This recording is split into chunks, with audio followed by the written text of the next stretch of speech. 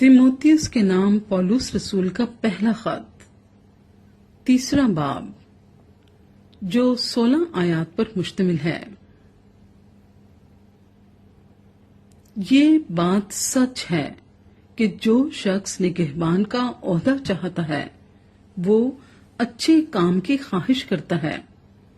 پس نگہبان کو بے الزام، ایک بیوی کا شوہر، پرہیزگار، متقی، شائستہ، مسافر پرور اور تعلیم دینے کے لائق ہونا چاہیے۔ نشے میں غل مچانے والا یا مار پیٹ کرنے والا نہ ہو، بلکہ حلیم ہو، نہ تکراری نہ زر دوست، اپنے گھر کا بخوبی بندوبست کرتا ہو اور اپنے بچوں کو کمال سنجیدگی سے تابع رکھتا ہو۔ جب کوئی اپنے گھر ہی کا بندوبست کرنا نہیں جانتا تو خدا کی کلیسیا کی خبر گیری کیوں کرے گا؟ نو مرید نہ ہو تاکہ تکبر کر کے کہیں ابلیس کی سی سزا نہ پائے، اور باہر والوں کے نزدیک بھی نیک نام ہونا چاہیے تاکہ ملامت میں اور ابلیس کے پھندے میں نہ پھنسے۔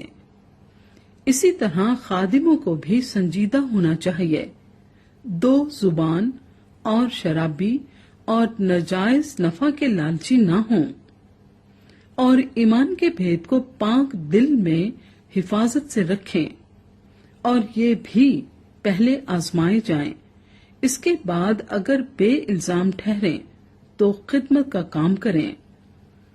اسی طرح عورتوں کو بھی سنجیدہ ہونا چاہیے، تہمت لگانے والی نہ ہوں، بلکہ پرہیزگار اور سب باتوں میں ایماندار ہوں۔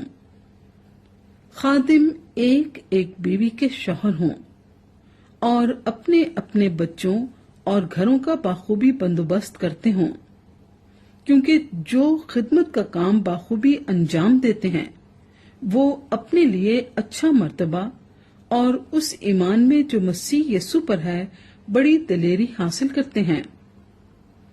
میں تیرے پاس جلد آنے کی امید کرنے پر بھی یہ باتیں تجھے اس لیے لکھتا ہوں کہ اگر مجھے آنے میں دیر ہو تو تجھے معلوم ہو جائے کہ خدا کے گھر یعنی زندہ خدا کی کلیسیا میں جو حق کا ستون اور بنیاد ہے کیوں کر برتاؤ کرنا چاہیے۔